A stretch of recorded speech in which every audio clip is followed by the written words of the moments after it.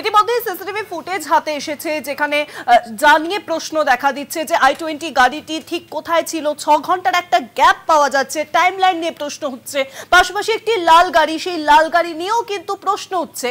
তাহলে এখন প্রশ্ন হচ্ছে কোন দিকে এগোচ্ছে ঠিক দিল্লি বিস্ফোরণ কাণ্ডের তদন্ত? এ কি শুধুমাত্রই আত্মঘাতী হামলা নাকি নিছকই দুর্ঘটনা?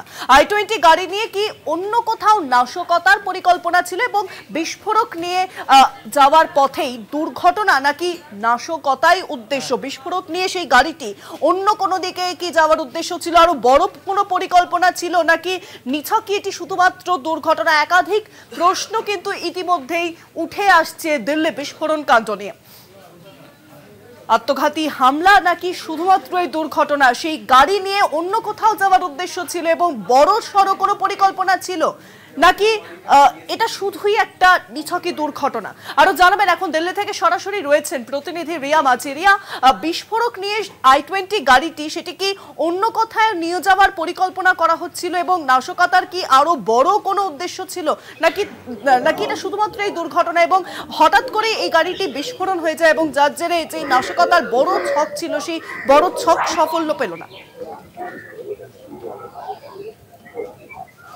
দেখো, তিনটি বিষয় তদন্তে উঠে আসছে। প্রথম, যেটা ফরিদাবাদ থেকে কয়েক কেজি যে অ্যামোনিয়াম নাইট্রেট উদ্ধার হয়েছে এবং এই যে উমর নাবি, তার যে ডাক্তার বন্ধু, ডাক্তার সঙ্গী যাদেরকে ইতিমধ্যেই গ্রেপ্তার করা হয়েছে জম্মু কাশ্মীর পুলিশের তরফ থেকে এবং যৌথ অভিযান চালিয়েছিল Gujarat ATS, Haryana police, Delhi police সহ জম্মু কাশ্মীর পুলিশ। আমরা দেখেছিলাম যে সেই ঘটনাতেই কিন্তু গ্রেপ্তার করা হয়েছিল বেশ অনেক কাউকে এবং তারা প্রত্যেকেই ডাক্তার এবং তাদেরকে যখন গ্রেপ্তার করা হয় তাদের হয়ে যায় এবং কোনোভাবে পুলিশের নজর এড়িয়ে পালিয়ে যায় এই উমর নাবি, যার কাছেও ছিল এই অ্যামোনিয়াম নাইট্রেট।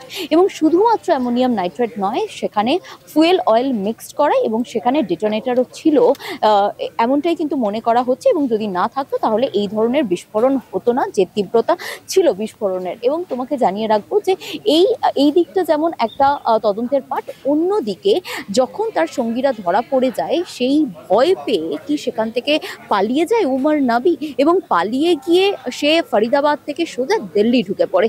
এবং দিল্লি ঢুকে পড়ার আমরা যে টাইম স্প্যানটা দেখাচ্ছি, যেখানে 6.5 ঘন্টার কোনো হদিশ পাওয়া যাচ্ছে না সেই গাড়িটির, এবং সেই কারণের জন্য একাধিক সিসিটিভি ফুটেজ আবারও সংগ্রহ করার কাজ চলছে। বিভিন্ন যে লাইন অফ রুটে গাড়িটি এসেছিল তার আশেপাশের যে এরিয়াগুলো রয়েছে সেখান থেকে সংগ্রহ করা হচ্ছে। এবং এখানেও আরেকটি প্রশ্ন হচ্ছে যে সেই 6.5 ঘন্টা যেমন কোথায় গেল গাড়িটি, এবং ঠিক তারপরে 3:19 থেকে 6:48 অবধি এই যে 3 ঘন্টা গাড়িটিকে কেন পার্কিং লটে রাখা হলো, সেখানেও কিন্তু প্রশ্ন উঠছে। গাড়িটিকে পার্কিং লটে রাখা হয়েছিল কারণ গাড়িটিকে পার্কিং লটেই ছেড়ে দিয়ে পালিয়ে যাওয়ার কি ভাবনা ভেবেছিল এই উমর নাবি? সেই দিকে যেমন একটা সন্দেহ রয়েছে বা অনুমান করছে পুলিশ যে গাড়িটি সেখানে রেখে অন্য কোথাও চলে যাওয়ার কথা ভেবেছিল কিনা।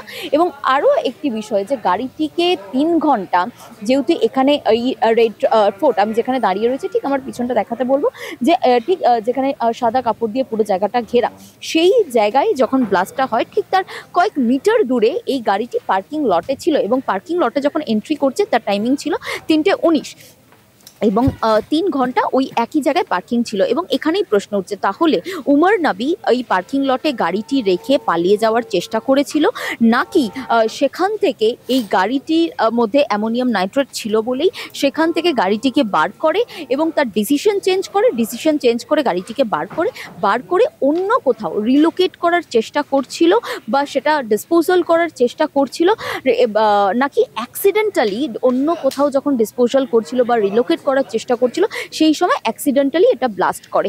এই একাধিক প্রশ্নের উত্তর কিন্তু এখন খুঁজতে মরিয়া তদন্তকারী আধিকারিকরা। তবে এফএসএল রিপোর্ট যতক্ষণ না ফাইনাল হাতে আসবে ততক্ষণ কিন্তু তা কার্যত স্পষ্ট হবে না।